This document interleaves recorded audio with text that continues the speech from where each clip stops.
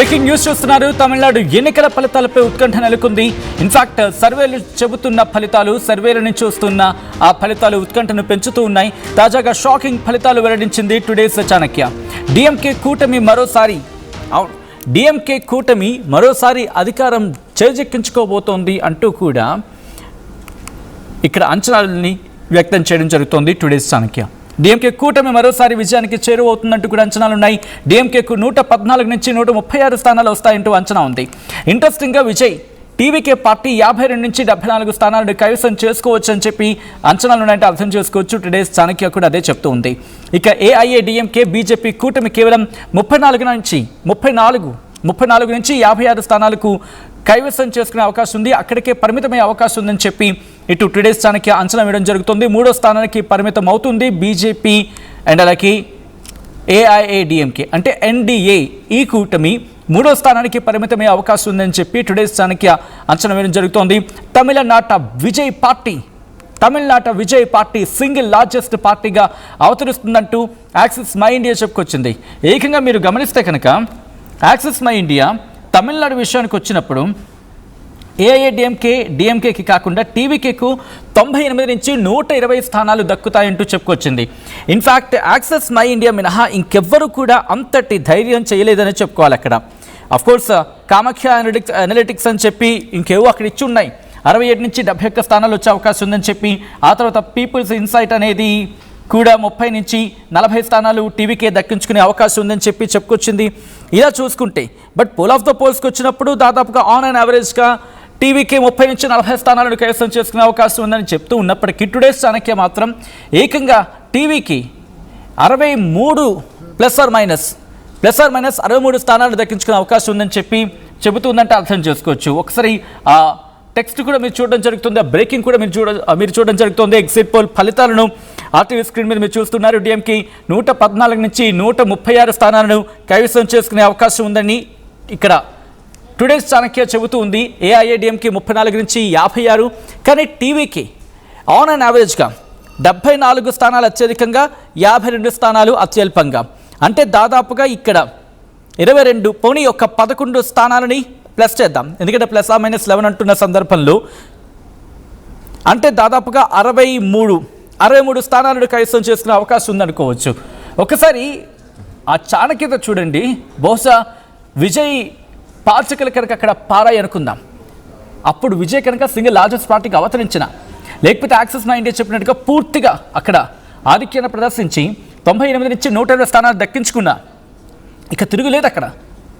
And ఇప్పుడు ఆ స్పేస్ని వీటి గురించి మాట్లాడుకునే ప్రయత్నం చేద్దాం ఇన్ డీటెయిల్గా. ఎందుకు టీవీకి అంత రైజ్ అయ్యింది మాట్లాడుకునే ప్రయత్నం చేద్దాం. అండ్ తమిళ్ పాలిటిక్స్ని చాలా కీన్గా అబ్జర్వ్ చేస్తూ సీనియర్ జర్నలిస్ట్గా అండ్ ఆర్టీవీ ఏపీ ఇన్పుట్ ఎడిటర్గా తమిళ్ పాలిటిక్స్ మీద కూడా కీన్ అబ్జర్వేషన్ ఉంచుతూ తన కీ పాయింట్స్ ఎప్పటికప్పుడు వివరించే ప్రయత్నం చేస్తూ ఉన్నారు. నేషనల్ పాలిటిక్స్కి సంబంధించి మా ఏపీ ఇన్పుట్ ఎడిటర్ కృష్ణమోహన్, ఒకసారి కృష్ణమోహన్ దగ్గరికి వెళ్ళే ప్రయత్నం చేస్తున్నాను. కృష్ణమోహన్, ఇన్ఫ్యాక్ట్ మీ పక్కన ఉన్న ప్రాంతం Chennai and Tamil Nadu, interesting politics అక్కడ మాట్లాడుకుంటే. అండ్ ఇప్పుడు టీవీకి ఒక్కసారిగా సింగిల్ లార్జెస్ట్ పార్టీగా అవతరించే అవకాశం ఉందని చెప్పి టుడేస్ చాణక్య చెబుతూ ఉంది. యాక్సిస్ మై ఇండియా లేదు కంప్లీట్ విజయ్ డామినెన్స్ అని చెప్తుంది. Is it so? నిజంగా గ్రౌండ్ లెవెల్ అంత రియాలిటీ కనిపిస్తుందా? నిజంగానే నిన్నటి నుంచి కొంత తమిళనాడు పాలిటిక్స్ మీద కొత్త సర్వేలు వస్తున్న నేపథ్యం. బేసిక్ గా ఇది యాక్సిస్ మై ఇండియా ఇచ్చిన సర్వే ఒక్కసారిగా తమిళనాడులో కూడా షాక్ కుదిరినాయి. ప్రధానంగా అయితే బెట్టింగ్ విషయాల్లో ఎవరైతే ఉంటారో వీళ్ళందరూ కూడా నిజంగానే క్లీన్ స్వీప్ టీవీకి వచ్చే అవకాశం ఉందా అని. అట్ ద సేమ్ టైం ఈ రోజు కూడా టుడేస్ చాణక్య కూడా ఇదే వ్యవహారం మీద దాదాపుగా 114 నుంచి 136 స్థానాల వరకు రావచ్చు అని ఇచ్చిన ఇది చాలా ఇంట్రెస్టింగ్ థింగ్ చర్చన.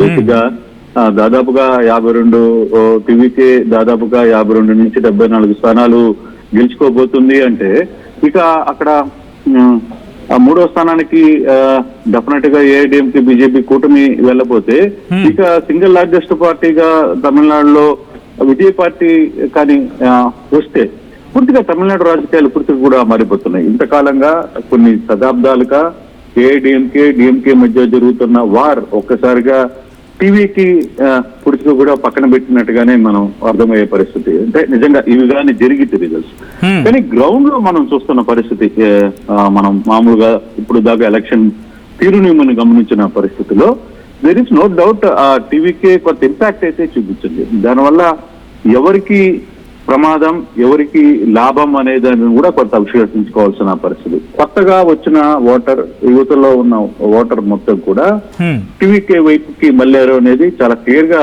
అర్థమైపోతుంది. దాంట్లో నో డౌట్. అయితే అది ఎంత శాతం అంటే ఇప్పుడు ఫర్ సపోజ్ టీవీకే పార్టీ 50 నుంచి 74 స్థానాలు దాకా వాళ్ళు కానీ రాగలిగితే అంటే వాళ్ళ పర్సంటేజ్ ఓటు దాదాపుగా 28-30% ఓటు చీల్చగలిగినట్టు లెక్క. లేదు మై ఇండియా చెప్పినట్టుగా కానీ వాళ్ళు మై యాక్సెస్ చెప్పినట్టుగా కానీ కొంత వాళ్ళు చెప్పింది అయితే దాదాపుగా 100 సీట్లు దాటుతాయని కూడా చాలా క్లియర్ గా చెప్తున్నారు. సో అది ఆ యాక్సెస్ అయితే యాక్సెస్ మై ఇండియా మనం ఒక విషయంలో చాలా క్లియర్ గా ఒక విషయం మనం చూడాల్సిన పరిస్థితి ఏంటంటే బేసికల్ గా బెంగాల్కి సంబంధించిన సర్వే వాళ్ళు ఎందుకు ఇవ్వలేకపోతున్నారు అనే అంశం మీద కూడా కొంత చర్చబద్దలు జరిగాయి. కాకపోతే మా దగ్గర పూర్తి డేటా రాలేదు, అందువల్ల మేము ఇవ్వలేకపోయాం. బెంగాల్ సెకండ్ ఫేజ్ లో కూడా ఇటువంటి ఇష్యూ వచ్చింది కాబట్టి మేము ఇవ్వలేకపోయామని చెప్తున్న పరిస్థితి మై యాక్సెస్ చెప్పే ప్రయత్నం చేసింది.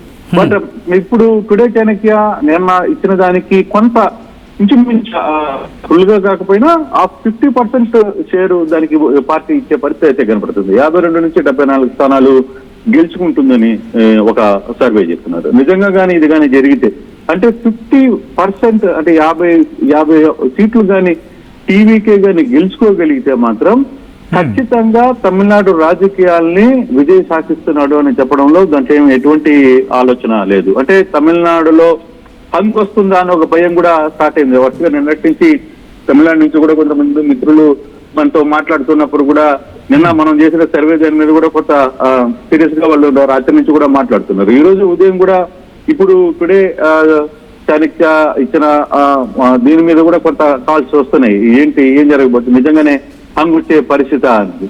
అయితే మెజార్టీ ఏ పార్టీకి దగ్గరగా వచ్చినా విజయ్ సపోర్ట్ కంపల్సరీ కాబోతుంది. అంటే ఇన్ కేస్ మనం ఇప్పుడు మనకు వస్తున్న ఎగ్జిట్ పోల్స్ కు సంబంధించిన రిజల్ట్స్ ని బట్టి అంటే ఇప్పుడు నిజంగానే 52-53 సీట్లు రావడము లేదు నిజంగా ఒక 70 సీట్ల వరకు వాళ్ళు చేర్చుకోగలిగితే డెఫినెట్ గా విజయ్ అనే టీవీకే విజయ్ డెఫినెట్ గా తమిళనాడు రాజకీయాల్లో సూపర్ హీరో కాబోతున్నాడు. సినిమాలో ఏ విధంగా అలాగే ద్రవిడ రాజకీయాలని కూడా శతాబ్దాలుగా ద్రవిడ రాజకీయాలను కూడా మనం కానీ చూసుకుంటే కొద్దిగా సినిమా షేర్ ని వాళ్ళు గట్టిగా లైక్ చేస్తారు. ఎన్టీఆర్ కావచ్చు, జయలలిత కావచ్చు, ఇవన్నీ కూడా కొంత ద్రవిడ పార్టీల అప్పుడున్న ఆధిపత్యాన్ని కరుణానిధి లాంటి వ్యక్తులు సీనియర్ డిఎంకే పార్టీలో ఉన్న కొంత ఆధిపత్యాన్ని తెర మీదకి బయటికి లాగడానికే ఎంజీఆర్ వీళ్ళందరూ కూడా రాజకీయాలు వచ్చారు. తర్వాత జయలలిత ఏంటో తన సత్తా ఏంటో